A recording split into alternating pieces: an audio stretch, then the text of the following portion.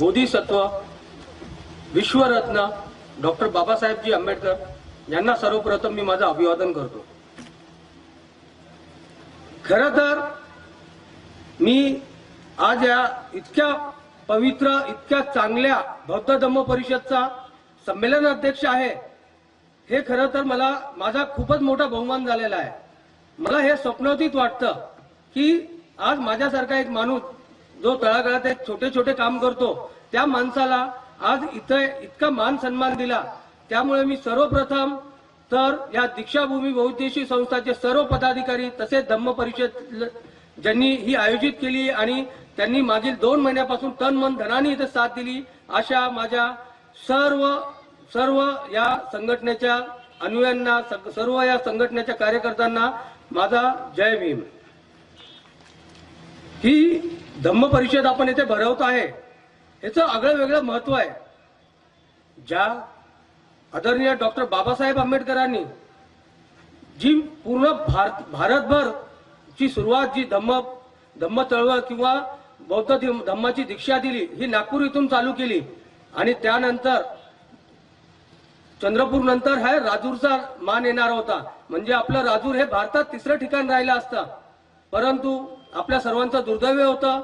Doctor Babasaheb आंबेडकरांनी date दिली होती, परंतु त्यांच्या आरोग्याच्या काही प्रॉब्लेममुळे ते इथे येऊ नाही शकले आणि आपली धम्म परिषद तिथेच राहिली।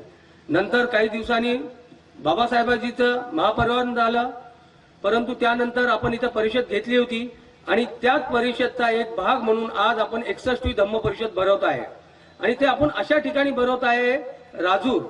हे राजूर म्हणलं तर मला माझा जरी जन्मगाव दुसरा असेल तर कर्मभूमी ही राजूर आहे माझी। माझ्या या भागातल्या आयुष्याची सुरुवात किंवा माझ्या कामाची सुरुवात ही राजूर इथून इथल्या आपल्या सरकारी दवाखान्यात मेडिकल ऑफिसर म्हणून झाली। तेव्हापासून मी राजूरला ओळखतोय, इथल्या प्रत्येक माणसाला ओळखतो, इथल्या लोकांचं पाहिलं मी की या राजूरमध्ये काहीतरी खासियत आहे। विविध मेडिकल कॅम्प म्हणा किंवा ऑपरेशनसाठी म्हणा किंवा कुठल्या कार्यक्रमासाठी नेहमी माझं राजूरला येणं होतं। इथं आल्यानंतर मी पाहतोय कुठल्याही कार्यक्रमाला बघा सर्व धर्म समभावाचे सर्व लोक प्रत्येक कार्यक्रमात दिसतात। कुठे असं दिसत नाही मला की हा धर्माचा कार्यक्रम आहे त्याच धर्माचे लोक असतील तिथे असेल आणि सर्व ठिकाणी सर्व मिळून काम करतात।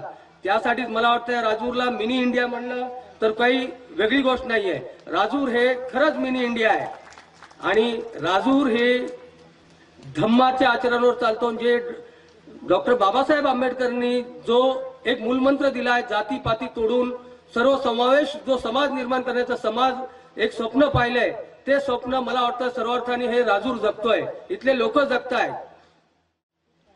मित्रांनो, आपल्या सर्वांना आम्हाला सर्वांना आपल्याला एक शैल्य कालपर्यंत शैल्य होतं एक की आदरणीय डॉक्टर बाबासाहेब आंबेडकर येणार होते, आले नाही, परंतु आज राजरत्नजीला पाहून माझ्या मनातलं थोडं शैल्य कमी झालंय की चलो आंबेडकरांचा पंतू त्यांचा एक ब्लड ते आज आपल्यात आहे, हे शैल्य आपल्याला कायम तर राहणार होतं। आज सर तुमच्यामुळे थोडंसं आम्हाला समाधान झालेलं आहे। या पवित्र दीक्षाभूमीवर आपण जो कार्यक्रम करत आहोत, या कार्यक्रमाला खरं तर सर्वांचे हात लागलेत, मेहनत लागली आहे, सर्व समावेश झालेला आहे आणि या चळवळीची आजच्या या जमान्यात खूप जरूरत आहे। धम्माचं आपल्याला पालन करणं, धम्माचा प्रचार करणं, त्यासाठी अशा तरीकेच्या या धम्म परिषद होणं अत्यंत जरुरी आहे। त्यामुळे मी परत एकदा आयोजकाचा आभार मानतो। सर्वप्रथम मी माझ्या आता भाषणाची सुरुवात करा, तुम्ही म्हणाल हे तर भाषण झालं, पण भाषण पुढेच आहे। पण सर्वप्रथम मला असं वाटतंय की माझ्यासोबत सर्वांनी माझ्या सर्वांच्या बापाची जय करायलाच पाहिजे। डॉक्टर बाबासाहेब आंबेडकरांचा विजय असो, बोधिसत्व तथागत गौतम बुद्धाचा विजय असो। मित्रांनो, मी सुरुवात करतोय। मी सुरुवातपासून काही सामाजिक कामात आहेच आहे, पण माझ्या जीवनात एक आमूलाग्र बदल आला, काही कारणामुळे आला। माझ्या जीवनात मला मागील काही वर्षापूर्वी 2 पुस्तक वाचण्यात आले, मला कोणी भेट दिली होती, बुद्ध आणि त्याचा धम्म, आणि दुसरं पुस्तक होतं इनहेलेशन ऑफ कास्ट। हे दोन्ही पुस्तक डॉक्टर बाबासाहेब आंबेडकरांनी लिहिले होते। बुद्ध आणि त्यांचा धम्म मी सुरुवातीला वाचलं, मला थोडं अवघड वाटत होतं कळायला, पण जेव्हा जेव्हा वाचू लागलो त्यावेळेस माझ्या लक्षात आलं, अरे खरंच याच्यातच पूर्ण जगाची शिकवण आहे, पूर्ण जीवनाची शिकवण आहे. आणि मला असं लक्षात यायला गेलं, बरंही मी जन्मानी बौद्ध नसेल, परंतु आपण बौद्धाचंच आचरण करतोय, आपण धम्माचंच आचरण करतोय. आणि माझे जे मी काही सामाजिक काम करत होतो त्या पुस्तकानंतर मला एक असं वाटलं की खरंच गौतम बुद्धांनी इतक्या हजारो वर्षापूर्वी, 2500 वर्षापूर्वी जो लोकांना धम्माची आचरण करायचं किंवा धम्माची जी शिकवण दिली आहे ती किती योग्य होती आणि किती चांगली होती. आणि त्याच आचरणचा मी प्रयत्न करतोय. माझ्या प्रयत्नाने मला जिथे काही करता येईल, दीन दलित गरीब जिथे कोणी सरकार पोहोचू शकत नाही किंवा जिथं त्यांना खरंच मदतीची गरज आहे मी तिथं जात असतो. आणि फक्त आणि फक्त हे गौतम बुद्धांच्या शिकवणीमुळे, डॉक्टर बाबासाहेबांच्या पुस्तकामुळे. त्यानंतर दुसरं जे पुस्तक होतं इनहेलेशन काप्स, त्या पुस्तकाने खरं मी त्या दिवशी ज्या दिवशी हे पुस्तक वाचलं त्या दिवशी मी डिकास्ट झालो. कारण की त्या पुस्तकात वाचलं की जर कुठला रोग असेल, सगळ्यात मोठं वैद्यकीय भाषेत सांगितलं खूप रोग आहे, पण सगळ्यात मोठा रोग आहे जातीपातीचं. आणि डॉक्टर बाबासाहेब आंबेडकरांनी त्या पुस्तकात हेच सांगितलंय की जातीपातीचे पाश तोडायला पाहिजे. जातीपाती ज्या आतमध्ये पर्यंत भरलेल्या आहेत त्या तिथून निघाल्या पाहिजे. आणि त्यासाठी डॉक्टर बाबासाहेब आंबेडकरांनी गौतम बुद्धांची शिकवण दिली आणि बौद्ध धर्माची तर दीक्षा दिली. या पुस्तकात त्यांनी जे मांडलंय ते जर पुस्तकात मला वाटतं तर प्रत्येकाने आजचे जे सामाजिक कार्यकर्ते आहेत, जेवढे काही राजकीय नेता आहेत, जेवढे त्यांनी वाचायला पाहिजे ते पुस्तक. कारण की त्या पुस्तकात जे सांगितलंय आणि डॉक्टर बाबासाहेब आंबेडकरांनी जीवनभर लढा लढलाय. त्यांनी स्वातंत्र्य लढ्यात भाग घेतलाय, पण सर्वात जास्त त्यांनी जर कुठे लढा लढला असता तर या समाज व्यवस्थेविरुद्ध, जिथं माणसाला माणूस म्हणून जगण्याचा अधिकार नव्हता, त्या माणसाला अधिकार देण्यासाठी डॉक्टर बाबासाहेब आंबेडकरांनी आपलं पूर्ण जीवन वेचलं. आज जर आपण आता जर स्वरूप बघतोय काय चालू आहे या भारतात, कुठं चालू आहे, कुठे गेली ती शिकवण, कुठं गेली धम्माची शिकवण, काय होत नाहीये.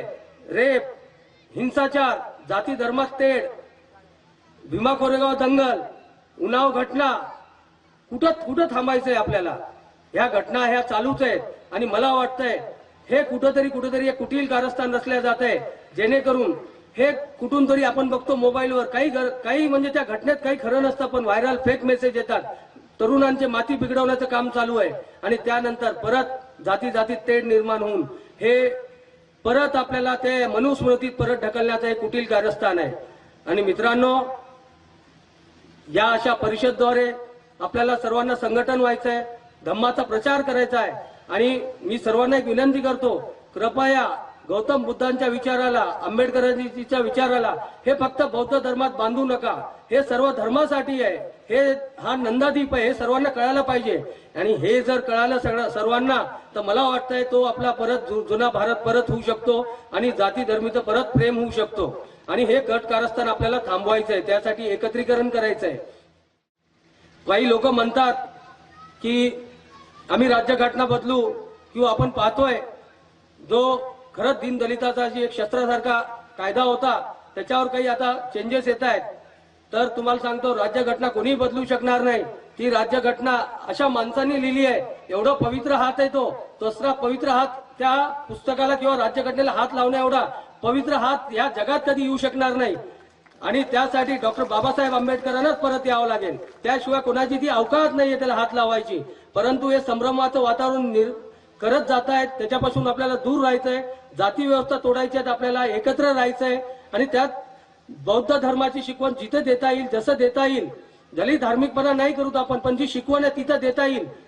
मागे लक्ष्मण माने, हनुमान काका उपरे यांनी एक प्रयत्न केला होता. त्यांनी खूप लोकांना, जसं हनुमान काका उपरेंनी काही ओबीसींना बौद्ध धर्माची दीक्षा दिली, काही लक्ष्मण मानेने एसटी लोकांना वगैरे दिली. परंतु नंतरच्या कार्यक्रमात त्यांनी खंत बोलून दाखवली, आम्ही तर बौद्ध धर्माची त्यांना दीक्षा दिली आहे, परंतु बौद्ध धर्म आचरण होताना दिसत नाहीये. तर मित्रांनो, नुसतं धर्माची शिक्षा देणं किंवा धम्म दीक्षा देणं हे महत्व नाहीये, हे महत्व आहे त्याचं आचरण होणं. त्या लोकांना ते बौद्ध धर्माचं महत्व कळलं, तिथपर्यंत आपल्याला जायला पाहिजे. आणि हे आचरण देण्यासाठी मला वाटतं की आंबेडकरी जनतेला सर्वांना तुम्हाला एक मोठ्या भावाची एक रोल अदा करावा लागेल. आणि जे कोणी धर्मात नवीन येत आहेत किंवा जे काही तुमच्याशी जोडून आहे तिथे त्यांना तुम्ही योग्य ते बौद्ध धर्माचं आचरण सांगा. तुम्ही तुमच्या मोठ्या भावाचा हात पुढे द्या. निश्चितच जनता सोबत येईल आणि जो बाबासाहेबांनी जो गौतम बुद्धांनी धर्म सांगितलाय त्याचं आचरण व्हायला पाहिजे. आपल्याला या गोष्टी जर आपण पुढे गेलो तर मला वाटतंय आपल्याला एक अभिमान आहे की हा बुद्धांचा देश आहे आणि पूर्ण जग म्हणतो, भारताला ओळखतो बुद्धांच्या देशातले लोक आहेत ते. आणि त्यांची शिकवण मला वाटते आज ज्याला म्हणतात जिथं पिकतं तिथं विकत नाही तशी कंडिशन भारतात होत आहे. आज पूर्ण जग गौतम बुद्धाचे जे विचार होते, जी अहिंसा होती, जी शांती होती त्याच्यावर चालू आहे आणि त्यांनी आपले आपले देश चांगले करून घेतलेले.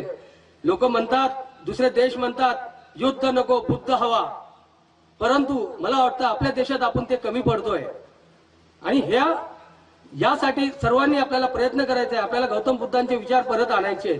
आज आपण पाहिलो आंतरराष्ट्रीय वातावरण बघा, परत एकदा महायुद्धावर जातोय. गौतम बुद्धाच्या विचारांचा विसर पडतोय लोकांना. तिसरं महायुद्धावर गेलंय.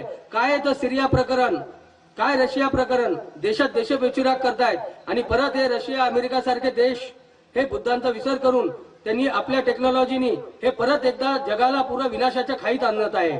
परंतु मला वाटतं जर हा धर्म, हा शिकवण ही जर पूर्णपणे व्यवस्थित अंगीकारली गेली तर या सगळ्या देशाला किंवा सगळ्या जगाला आज एकाच गोष्टीची गरज आहे, ती बुद्धांच्या विचाराची गरज आहे आणि तिथंच सर्वांना शांती मिळेल. बुद्धांच्या विचारात काय नाहीये, प्रज्ञा आहे, शील आहे, करुणा आहे, समानता आहे, याच गोष्टीची गरज आहे आणि या गोष्टीवर सर्वांनी व्हायलाच पाहिजे.